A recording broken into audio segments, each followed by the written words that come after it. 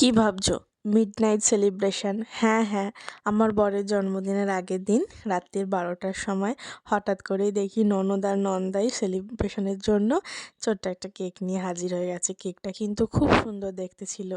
আমি বুঝতেই পারিনি যে ওরা 12টার পরে এসে সারপ্রাইজ দেবে। আমরা সত্যি বলতে ঘুমিয়ে পড়েছিলাম, আর ওরা একটু বসেনি। কেকটা জাস্ট কাটিং হয়েছে, জাস্ট 15-20 মিনিটের মধ্যেই ওরা আবার বেরিয়ে চলে গেছে। আর প্রচুর ঠান্ডাও পড়েছিল সেদিন রাত্রিরে।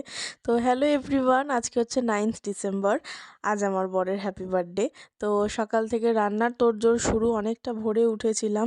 রান্নার কোনো ভিডিও তোমাদের সাথে আমি শেয়ার করতে পারিনি। দুষ্টু স্কুলে যাওয়ার পরে আমার একটু বেরোনোর ছিল, তাই অরিজিৎ সকালবেলা টিফিনটা কিনেই এনেছিল। তারপরে ওকে আনতে যাওয়ার ছিল, আমার একটু দিদার বাড়িতেও যাওয়ার ছিল। এই সমস্ত কাজবাজের মাধ্যমে সারাদিনের সকালবেলাটা পুরোটা পার করে ফেলেছি। কারণ দুষ্টু এসে এই যে খাওয়াতে বসিয়েছি, ওকে খাইয়ে দাইয়ে আমাদের খাবার দাবার বেড়েছি। ননদও এসে গেছিলো ততক্ষণে। এই যে দেখো, ভেজ ডাল, সর্ষে পাবদা, চিকেন কষা, পায়েস, নর্মাল ভাত আর আলু পোস্ত ভাজা করেছিলাম। এদিকে খাওয়া দাওয়ার পরে গল্প হচ্ছে, পুরনো অ্যালবাম ঘাঁটা হচ্ছিল, আবার সন্ধেবেলা কেক কাটিংয়ের সেলিব্রেশন। যাই হোক, আমার বর এই বছর যতটা না খুশি হয়েছে, তার চেয়ে বেশি খুশি হয়েছে আমার দুষ্টু পাখি।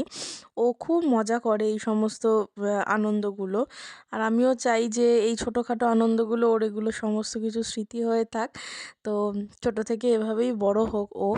এদিকে আবার ননদ এনেছিল ফুচকা, আর আমি এগুলো আগে থেকেই জোগাড় করে রেখেছিলাম, ও জাস্ট মাখছে। আর তেঁতুল জলটা আর বানাইনি, কারণ মাংস খেতে হবে রাত্রিরে, আর অবেলায় খাওয়াও হয়েছে।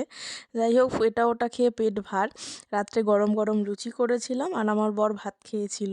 আর এই যে ননদ নন্দাই, ওদের খাওয়া দাওয়া হয়ে গেছে। এই দেখো, এটা ওদের আরও একটা ফ্যামিলি মেম্বার। ওরা কিন্তু 3 জন এখন। তো চলো মিনি